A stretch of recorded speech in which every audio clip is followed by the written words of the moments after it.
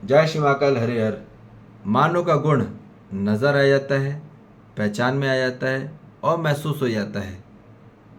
जब जब उसके भाव में जो शक्ति रहती है या शांति रहती है, जितनी भी, या अशांति जो भी है, या संतोष संतोष या शक्ति नहीं रहती है, नहीं रहती, कमजोरी रहती है, वो उसके स्वभाव की गति में पहचान में आ जाता है।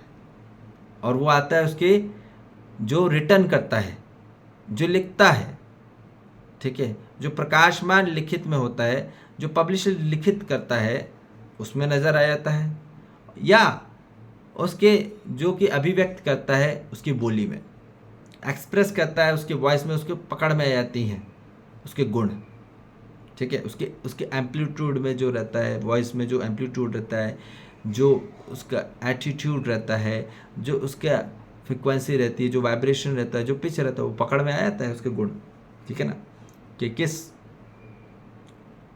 गुणों में बोल रहा है वो व्यक्ति। तो ये बात कही जा रही है कि मानव को कौन सा गुण चाहिए। हर मानव को कौन सा गुण चाहिए? वो चाहिए संपूर्ण जागृत गुण। यही सबसे टॉप ऑफ द सुप्रीम गुण है। यही सबसे बड़ा मानव को अल्टीमेट गुण है। यही चाहिए मानव को।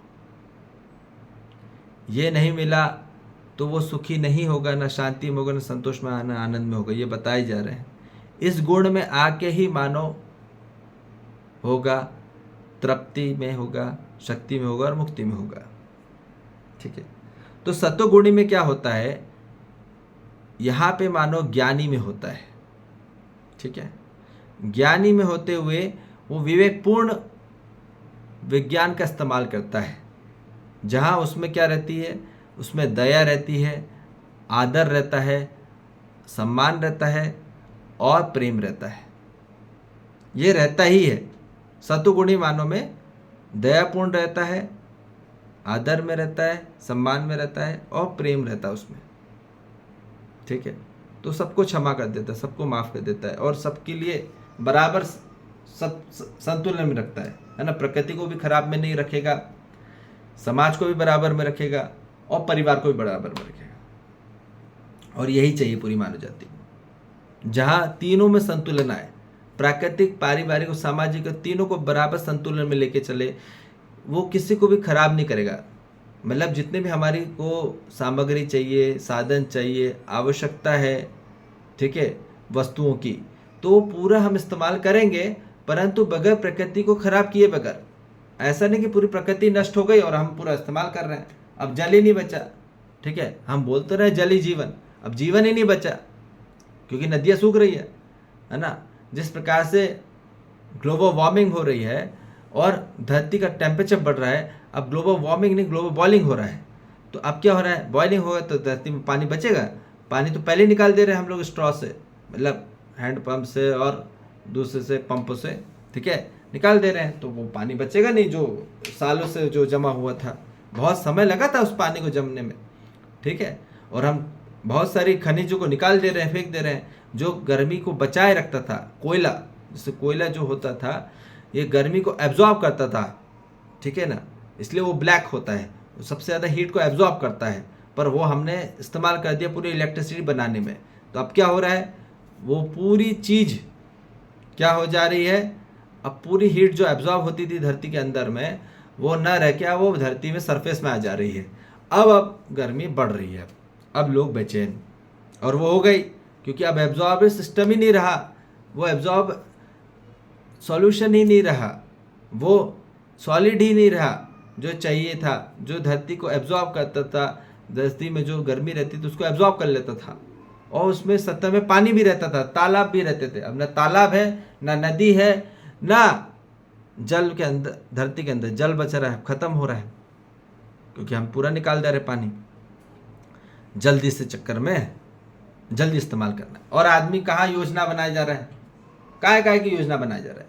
योजना बनाया जा रहा है पूरे, भैया हमको भैया सीमेंट की रोड चाहिए, हमको फ्लाईओवर चाहिए, पूरा इस्तेमाल कर डाल रहा है, पूरा पानी खत्म कर डाल रहा है। तो इसलिए यहाँ बोले जाए सत्वगुणी का अर्थ होता है जहां मानो ज्ञानी होके विवेकपूर्ण विज्ञान का इस्तेमाल करके ही पक्का और सच्चा होता है, और वो ही सतुगुणी होगा मानो, और उसी में हर मानो को आना है। ठीक है, तो वो प्रकृति को बचा के भी रखेगा, सामाजिक को बचा के रखेगा, और पारिवारिक को बचा के रखेगा। ठीक है, अब आ रही बात जो कि अधूरे भ्रमित गुण की, जहां मानव पूरा फंसा पड़ा है, पूरी मानव जाति आज। ठीक है, उसमें आ रही पहले रजोगुणी। ठीक है, यहाँ पे मानो विज्ञानी तो रहता ही है, पर अपनी बुद्धि का अविवेकपूर्ण इस्तेमाल करके वो धरती को नष्ट कर डाल रहा है। ठीक है, और वो विकास किए जा रहा है। ठीक है, बहुत अच्छा तो कर रहा है, विकास कर रहा है, बहुत अच्छा हो रहा है, अच्छा तो हो रहा है, पर वो कच्चा हो रहा है। हम क्या बोल रहे हैं, कच्चा हो रहा है, 100 साल बाद ढह जाएगा। समझ में आ रही बात? अब बहुत सारा चीज बना तो रहे हो, अब वो 50 साल में ढह जा रहा है, बहुत जल्दी विकास के चक्कर में आदमी नकली इस्तेमाल कर रहा है। ठीक है, तो क्या हो रहा है, वो कैसे भी करके वो कमाना चाहता है, सफलता चाहता है। ठीक है, तो बहुत जल्दी कंस्ट्रक्शन कर दे रहा है।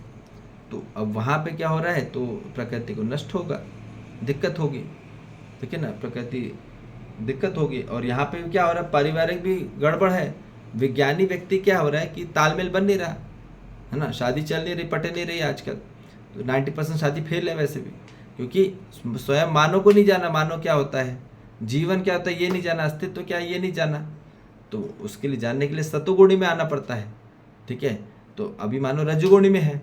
जितने भी विज्ञानी लोग हैं, जितने भी साइंटिफिक लोग हैं, जितने भी पढ़े लिखे लोग हैं, जो कि शिक्षित हैं, जो कि लिबरेटेड हैं, ठीक है ना, तो अभी क्या हो रहा है, तो ये बात हमको समझनी है कि पूरी मानव जाति अब रजोगुणी भी नहीं होना है, अब आना सतुगुणी में, पर वो है रजोगुणी में। ठीक है, धरती का इस्तेमाल तो कर रहा है, पर क्या हो रहा है, पूरा पानी खत्म हो जा रहा है। ठीक है, और कोई आदमी उसके और बढ़ ही नहीं रहा। जो जानना है, पहचानना है, समझना कोई चाह नहीं रहा, और समझाना कोई चाह नहीं रहा, कोई समझा ही नहीं है तो क्या समझाएगा।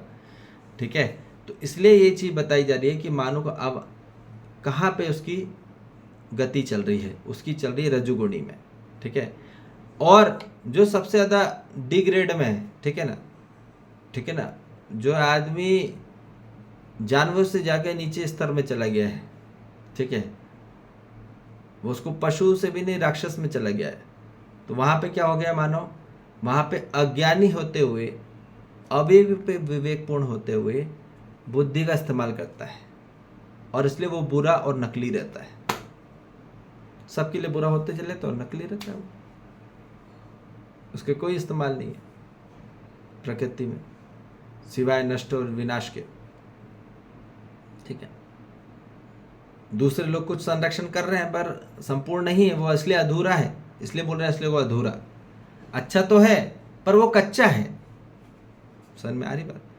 जो विज्ञानी की बात बोले जा रहे हैं रजोगुणी में, तो इसलिए अब हर मानव जाति को अपनी स्थिति देख लो, कहाँ पे है मानव और कहाँ पे होना है अब। तो इसलिए जो कि पूरा अस्तित्व भी बचे, जीवन भी बचे, और जो संपूर्ण कार्यक्रम करना है कि मानव पहले समझे, क्योंकि मानव की वजह से पूरी ये धरती बर्बाद हो रही है।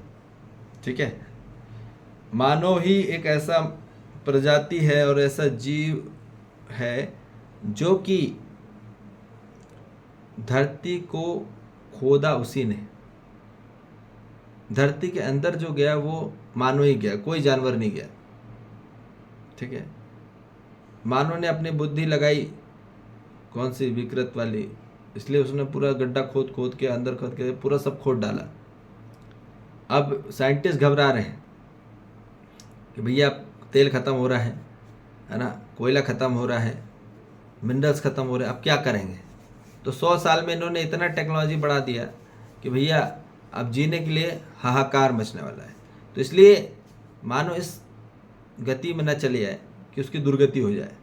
ठीक है, विनाश में हो जाए। ठीक है, तो इसलिए ये पूरा कार्यक्रम अब संरक्षण का है। ठीक है ना, विकास का है, पर कौन सा, आंतरिक विकास का है।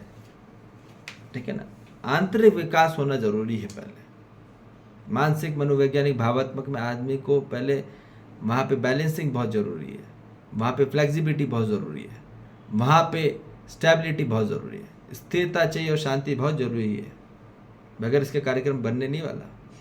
ठीक है, तो इसलिए अब हर मानव जाति को अब आना है सतोगुनी की तरफ। ठीक है, और यही उनको लाएगा।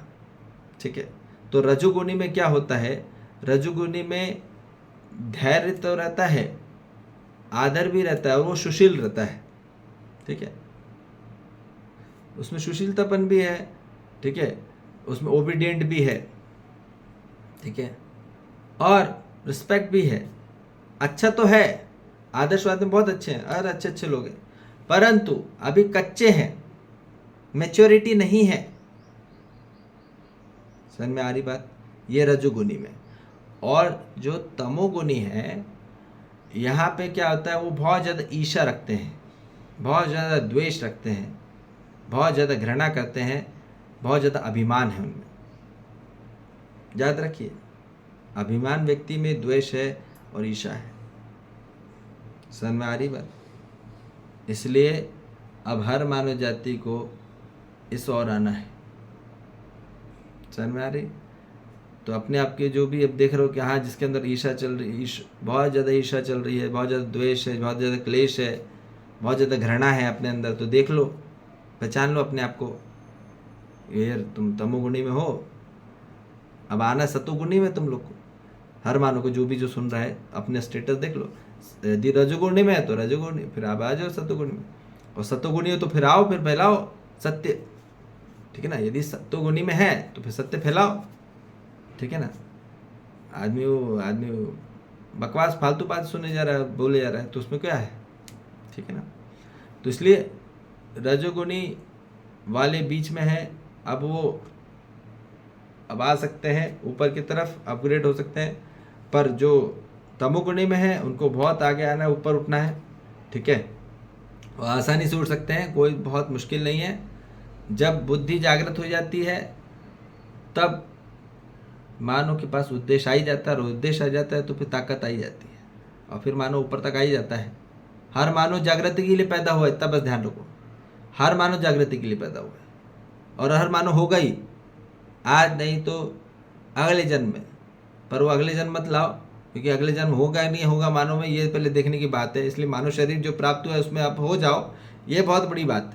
और अभी बचा लो पृथ्वी को, तो ये बड़ी बात। पृथ्वी रहेगी नहीं रहेगी, अगले जन्म की बात तो छोड़ो, पृथ्वी रहेगी कि नहीं रहेगी, ये बहुत इंपॉर्टेंट बात है। तो इसलिए इस पृथ्वी को भी बचाना है, और जो मानव शरीर यात्रा है उसको भी पूरे उपयोगिता में आ जाए, सदुपयोगितापूर्ण और सहयोगितापूर्ण हम इसका इस्तेमाल कर लें, और हम पूरी पारिवारिक, सामाजिक और प्राकृतिक को संतुलन में ले आएं, और अपने आप को हम सबसे पहले नियंत्रण करें। नियम आएगा हमारे जीवन में तो नियंत्रण आएगा, नियंत्रण आएगा तो संतुलन आएगा। और इसलिए पहले ड्राइवर को संतुलन होना। हमने क्या बोला? जो शरीर के अंदर जो ड्राइवर है, जो जीवन है, जो असली चैतन्य तत्व है, उसको जागृत होना है, उसको होश में आना है, उसको अलर्ट होना है। ठीक है जी। जय श्री महाकाल। हरिहर।